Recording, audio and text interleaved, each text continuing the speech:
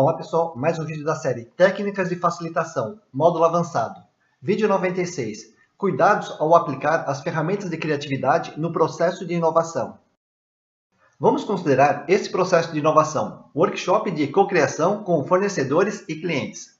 Primeira etapa, descobrir a necessidade dos clientes, ou definição clara do problema. Segunda etapa, gerar ideias ou solução para a necessidade ou problema. Terceira etapa, protótipo, teste e avaliação da ideia ou da solução. Algumas vantagens deste processo de inovação. 1. Menor tempo para desenvolver uma solução com valor percebido. 2. Vários pontos de vista, a do fornecedor, dos clientes e de outros convidados. 3. Feedback imediato do cliente, na concepção do protótipo.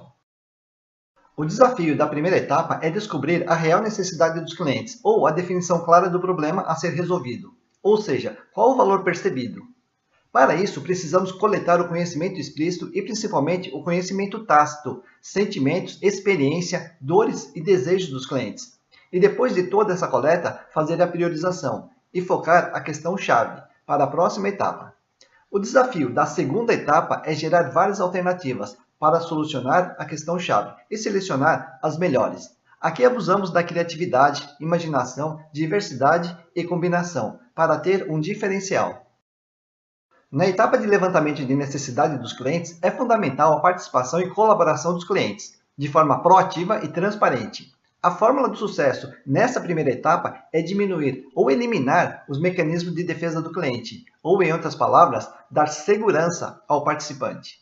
Se o cliente ficar na posição defensiva, a empatia simplesmente não vai existir. Sem a empatia, não descobrimos a questão-chave, e não adianta ter soluções ótimas para o problema errado. A segunda etapa do processo de inovação, geração de ideias e solução, não tem segredo. Vamos aplicar as técnicas e ferramentas para estimular a criatividade.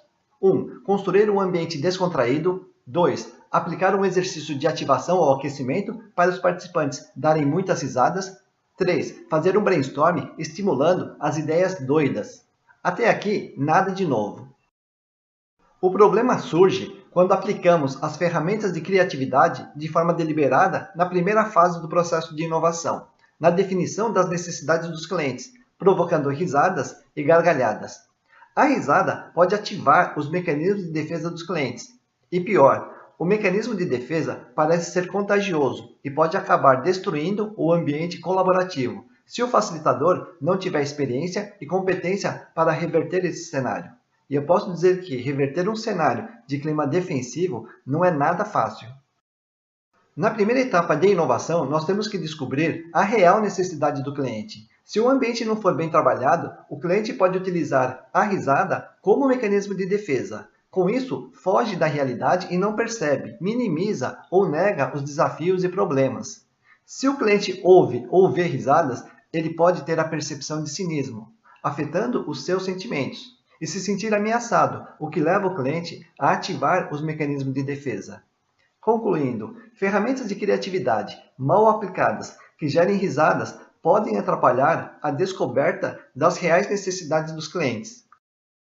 Quando utilizamos a metodologia IDM em workshops de cocriação com fornecedor e clientes, temos a seguinte correlação. Na primeira etapa do processo de inovação, nós percorremos 3 fases do IDM: sintomas, objetivo e diagnóstico. Apresentamos a etapa de sintomas como uma fase de aquecimento e apresentação das regras, para ele perceber que o processo não gera nenhuma ameaça e ele não precisa assumir a posição defensiva.